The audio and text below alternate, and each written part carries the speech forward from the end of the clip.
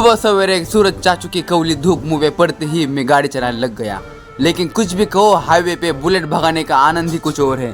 तभी मेरे को मेरे मामा आनंद मामा की वड़ा पाव की टपरी दिख गई, तो मैंने वहां से 6 वड़ा पाव फोकट में ले लिए और गांव में एंट्री स्टाइल से मार दी।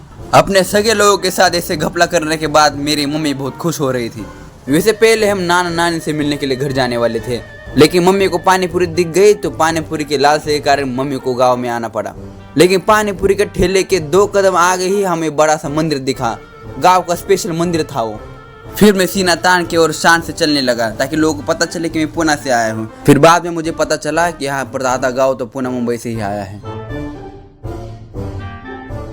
गांव के लोग कुछ ज्यादा ही साफ सुथरे हैं। इस बात का पता मुझे तब चला जब ये लोग गस्ते पे गंदे देख के उसे ही धोने लगे। हर मंदिर के जैसे इस मंदिर में भी एक प्रथा थी कि अंदर जाने से पहले भगवान के लिए खाना पीना लेना पड़ता है। मंदिर में एंट्री करते ही मुझे वहाँ पर भगवान के प्रिय मानव दिखे, लेकिन उन लोग का हमने इग्नोर मारा क्योंकि हमारा लक्ष्य अलग था। हमें डायरेक्ट भगवान के दर्शन लेने थे, लेकिन दोबारा से हमारा ध्यान उन भगवान के प्यारे मानव ने अपनी तरफ खींच लिया। वो एक बहुत पुराना पारंपरिक नृत्य कर रहे थे खास भगवान के लिए, जिसे गजी कहकर पुकारा जाता है। फिर मंदिर के गाभारा यानी भीतर से भगवान की प्रतिमा को बाहर लाया जाता है, क्योंकि भगवान अंदर बैठे बैठे बोर हो रहे होंगे, इसलिए उन्हें बाहर गजी देखने और मंदिर के चारों ओर प्रदक्षिणा करने के लिए ले जाया जाता है। फिर बहुत समय तक इंतजार करने के बाद आखिरकार नृत्य खत्म हुआ और हमने मंदिर के दर्शन लिए, क्योंकि भगवान तो बाहर गए थे फिर फटाका मारने। फिर बाहर आके हमने ठंडी ठंडी एक लस्सी चटकाई और मम्मी को एक व्लॉगर बनने के टिप्स दिए। देखो मम्मी, ये होता ही कैमरा है। पुराने जमाने में एक बूढ़े आदमी ने इसे जानवरों की तस्वीर लेने के लिए बनाया गया था, क्योंकि अभी के जमाने में इंसानी जानवर बन गए हैं, तो इसके इस्तेमाल जो है बढ़ गया।